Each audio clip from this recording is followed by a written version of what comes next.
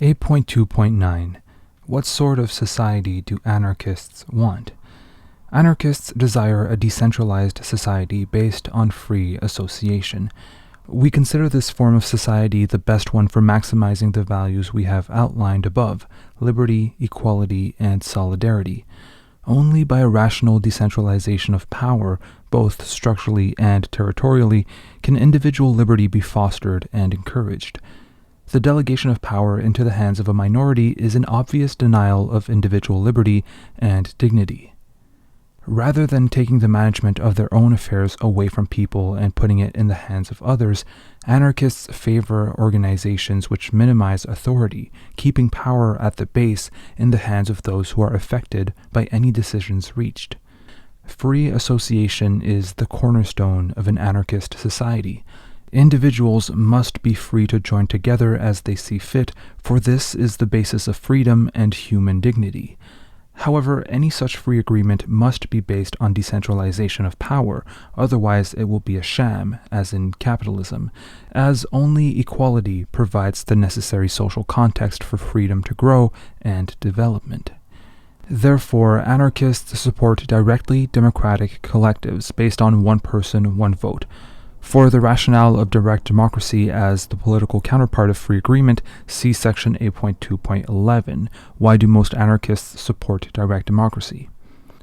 We should point out here that an anarchist society does not imply some sort of idyllic state of harmony within which everyone agrees. Far from it.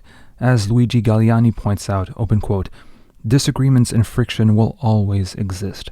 In fact, they are an essential condition of unlimited progress. But once the bloody area of sheer animal competition, the struggle for food, has been eliminated, problems of disagreement could be solved without the slightest threat to the social order and individual liberty." End quote. Anarchism aims to, open quote, "rouse the spirit of initiative in individuals and in groups." End quote. These will, open quote, "create in their mutual relations a movement and a life based on the principle of free understanding, and recognize that variety, conflict even, is life, and that uniformity is death." End quote. Therefore, an anarchist society will be based upon cooperative conflict as, open quote, "conflict per se is not harmful. Disagreements exist and should not be hidden. What makes disagreement destructive is not the fact of conflict itself, but the addition of competition. Indeed, a rigid demand for agreement means that people will effectively be prevented from contributing their wisdom to a group effort." End quote. It is for this reason that most anarchists reject consensus decision-making in large groups. See section 8.2.12. So, in an anarchist society, associations would be run by mass assemblies of all involved, based upon extensive discussion, debate, and cooperative conflict between equals, with purely administrative tasks being handled by elected committees. These committees would be made up of mandated, recallable, and temporary delegates who carry out their tasks under the watchful eyes of the assembly which elected them. Thus, in an anarchist society, open quote, "we'll look after our affairs ourselves and decide what to do about them. And when, to put our ideas into action, there is a need to put someone in charge of a project, we'll tell them to do it in such and such a way and no other. Nothing would be done without our decision." So, our delegates, instead of people being individuals whom we've given the right to order us about, would be people with no authority, only the duty to carry out what everyone involved wanted. End quote. If the delegates act against their mandate or try to extend their influence or work beyond that already decided by the assembly, i.e., if they start to make policy decisions, they can be instantly recalled and their decisions abolished. In this way, the organization remains in the hands of the union of individuals who created it. This self-management by the members of a group at the base and the power of recall are essentially tenets of any anarchist organization. The key difference between a statist or hierarchical system and an anarchist community is who wields power. In a parliamentary system, for example, people give power to a group of representatives to make decisions for them for a fixed period of time. Whether they carry out their promises is irrelevant, as people cannot recall them till the next election. Power lies at the top, and those at the base are expected to obey. Similarly, in the capitalist workplace, power is held by an unelected minority of bosses and managers at the top, and the workers are expected to obey. In an anarchist society, this relationship is reversed. No one individual or group, elected or unelected, holds power in an anarchist community. Instead, decisions are made using direct democratic principles, and when required, the community can elect or appoint delegates to carry out these decisions. There is a clear distinction between policymaking, which lies with everyone who is affected, and the coordination and administration of any adopted policy, which is the job for delegates. These egalitarian communities founded by free agreement also freely associate together in confederations. Such a free confederation would be run from the bottom up, with decisions following from the elemental assemblies upwards.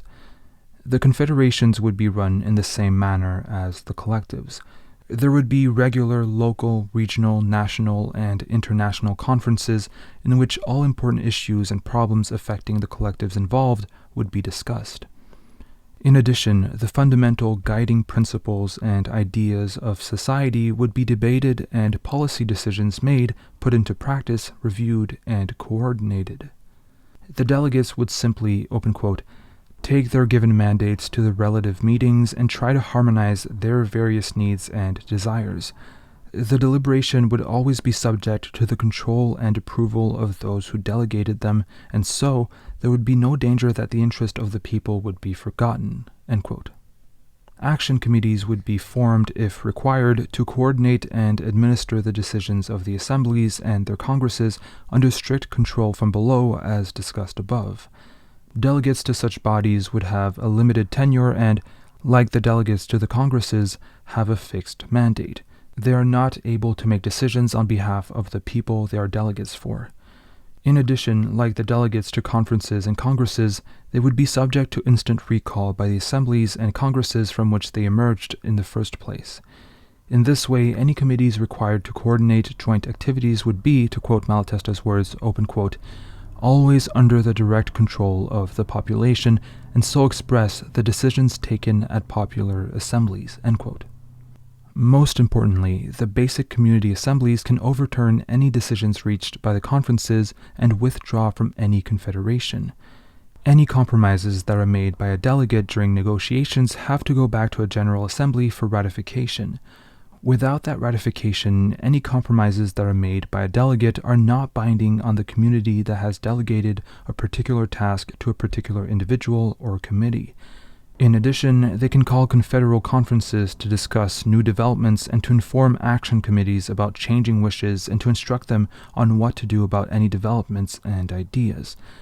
In other words, any delegates required within an anarchist organization or society are not representatives, as they are in a democratic government. Kropotkin makes the difference clear, open quote.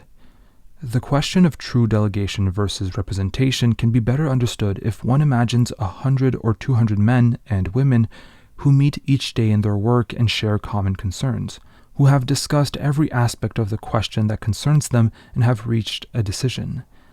They then choose someone and send him or her to reach an agreement with other delegates of the same kind.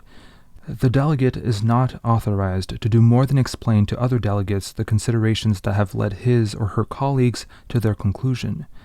Not being able to impose anything, he or she will seek an understanding and will return with a simple proposition which his mandatories can accept or refuse. This is what happens when true delegation comes into being. End quote.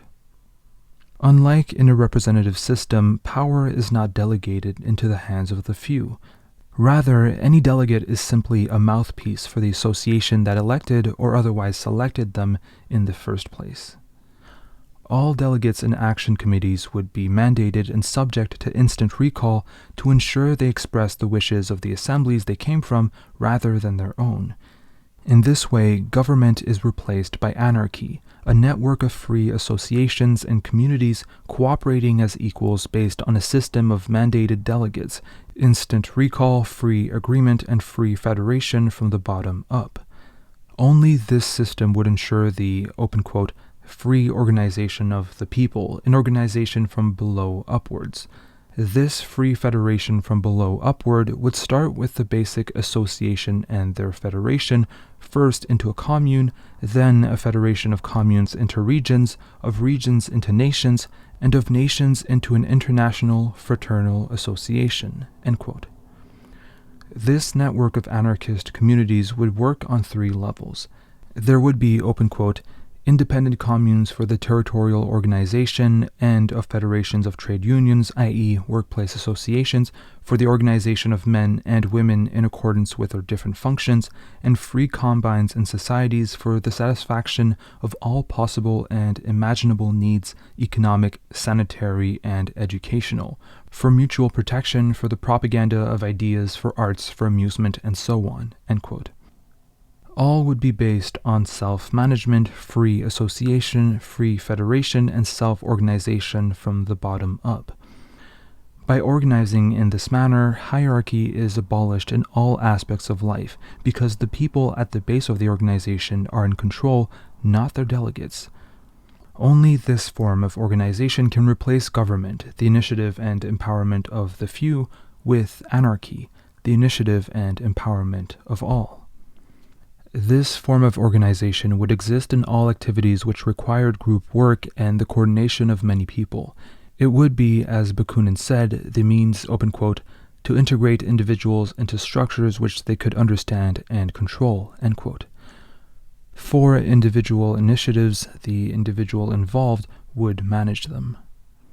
As can be seen, anarchists wish to create a society based upon structures that ensure that no individual or group is able to wield power over others.